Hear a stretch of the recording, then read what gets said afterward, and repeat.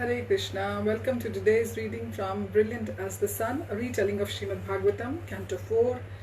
We are continuing the reading from chapter 20. Lord Vishnu instructs Prithu. Om Namo Bhagavate Vasudevaya. Om Namo Bhagavate Vasudevaya. Om Namo Bhagavate Vasudevaya. Om Bhagavate Vajana. Shri Gurum Dinatarinam Paramananda Madhavam Shri Chaitanya Ishwaram Hari Om Tatsa. Verse 18. Observing the loving exchange between Prithu and Vishnu, Indra fell before the king and clasped his feet. I am an offender, said Indra, please forgive me. Prithu raised the weeping god and embraced him. There is no offense on your part. Everything you did was Vishnu's will. Forgive me for my rashness. I should not have become angry with you. The two embraced for some moments, then Prithu instructed the Brahmins to bring items of worship. Verses 19 to 21. Vishnu smiled beneficently as the king offered him the incense, ghee lamp and flowers. As the ceremony proceeded, Prithu's personal ecstasy increased. Vishnu looked on with delight as Prithu laughed, cried and perspired in transcendental love. When the worship was complete, Prithu stood before the Lord with folded hands. His tear-filled eyes made it difficult for him to see the Lord. His voice choked with emotion and he could hardly say anything. He could only embrace the Lord within his heart. Verse 22. He could hear the Brahmins whispering among themselves. Look, look, said one.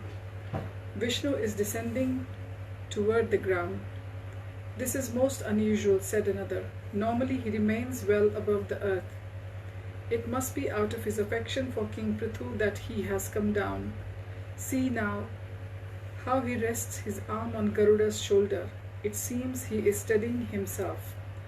How great is his love for the king! Prithu wiped the tears from his eyes and gazed at Vishnu's beautiful form next to him. Although the constant stream of tears made it hard for him to see the Lord to his full satisfaction, he began to offer prayers in a faltering voice. Verses 23 and 24. My dear Lord, you can award your devotee any benediction. However, only a fool would ask you for worldly pleasure, which is available automatically even to those in hell. Equally foolish are those seeking liberation in your Brahman effulgence, which is no better than hell. For there one cannot serve you. If you wish to give me something, kindly give me 1,000,000 ears, so I can hear of your unlimited glories from your pure devotees. With a slight smile, Vishnu raised his eyebrow. Prithu understood his intimation. How could he not desire liberation, which is sought with great endeavor by the greatest yogis? Verse 25, keeping his eyes fixed on Vishnu's exquisite features, Prithu said, when your pure devotees glorify you, their words are imbued with nectar coming from your lotus feet, which awakens remembrance of one's eternal relationship with you. They thus realize that life's highest benediction is your loving service. Therefore, I want only to hear about you from your pure devotee.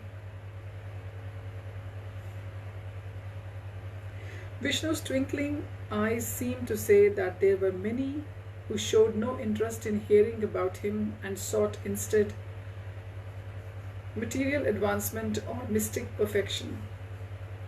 Verses 26 and 27, Prithu said, O glorious one, after once hearing about your auspicious qualities from your devotee, only an animalistic person would abandon such hearing.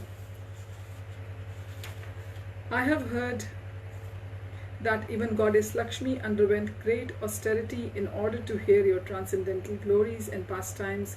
My Lord, O abode of all transcendental qualities, I wish only to serve you without any motive. I desire simply to please you, exactly like the goddess of fortune, by cleaning, fanning, massaging your feet and offering foodstuffs.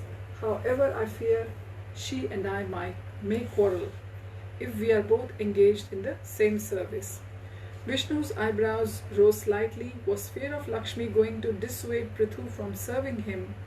Verse 28, sensing Vishnu's thoughts, Prithu continued, My dear Lord of the universe, the universal Mother Lakshmi may well be annoyed with me for encroaching upon her service, but I am not afraid, for I am hopeful that you will take my side, as you are always inclined toward the poor and you appreciate even insignificant service. Vishnu smiled. If he took Prithu's side, the goddess of fortune may leave him out of anger. Prithu said, even if she becomes angry and she leaves, this will not deter you from protecting me from her wrath. After all, you are self-sufficient and can do without her. Verses 29 to 30, as well as myself, all your liberated devotees hanker for your personal service, since you are affectionate to the low and fallen. Your devotees worship you to become free of illusion. The supreme joy we experience by thinking constantly of your feet defeats all other happiness. Why then offer me any other benediction? The allurements offered in the Vedas are not suitable for your devotees. Enticed by the temptations of worldly happiness, people continuously engage in materialistic pursuits and remain in illusion. Vishnu said, I am pleased with you and wish to reward you. Verse 31, Prithu said, My Lord, like all living beings in this world, I have forgotten my eternal relationship with you. I may therefore be tempted by the promise of material happiness. Please do not offer this to me. As a loving father does what is best for his immature son without being asked, please give me whatever you think is best for me. Verses 32 and 33. Vishnu raised his graceful hand with the lotus held between his fingers. My dear king, I bless you to remain fixed in my devotional service. Only by such purity of purpose as you have intelligently expressed can one cross the insurmountable illusory energy. My dear king, I have designated you as the citizen's protector. Be very careful to make this your mission and not be distracted by other goals. Anyone who faithfully carries out my orders will always find good fortune in the world. Prithu nodded. Vishnu wanted him to focus on protecting the citizens. This was his main duty and service to the Lord. Because he had persisted in performing 100 sacrifices, Indra had introduced many forms of cheating religion which could mislead his citizens from the spiritual path. If Vishnu had not intervened, he might also have killed Indra and jeopardized the universal order. Prithu gazed at the Lord, his heart surging with gratitude. He would stay focused on his duty in future and not become diverted by unnecessary ambitions. A peacock spread his feathers as he performed his courting dance before a nonchalant peahen. Maitreya briefly looked around, distracted by the noise of the amorous bird's cries. Turning back to Vidura, he said, Where was I? Verse 34, Oh yes, Maharaj Prithu had worshipped the Lord and offered him wonderful prayers. In great pleasure, Vishnu blessed the king. Then he indicated he wished to depart. What did the king do? Asked Vidura. Verses 35 to 36, Prithu then worshipped the gods, the great sages, the Pitris, Gandharvas, Siddhas, Charans, Pannagas, Kinnars, Apsaras, human beings, birds, and many other living beings. Seeing them as Vishnu's representatives, he addressed them in charming speech and distributed profuse wealth. After this, the celestials returned to their own planets in obedience to the Lord's will. Verses 37 and 38. Finally, Vishnu departed for his spiritual abode, captivated by his beauty. Prithu and his priests could not wrest their gaze from him as he rose up on the back of Garuda. When the Lord had disappeared from their vision, Prithu, his eyes filled with tears, fell to the ground in obeisance, thinking how wonderful it was that Vishnu, although completely spiritual, appeared before his material vision. Finally, regaining his composure, he too made his way home. So with this, we conclude our chapter 20.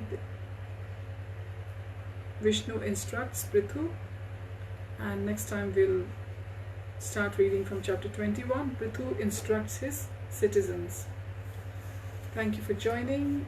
I wish you all a very happy remainder of Shayana Ekadashi today. I hope you had a blissful Ekadashi fasting, and we'll see you next time. Hari Om Tat Sat. Hare Krishna.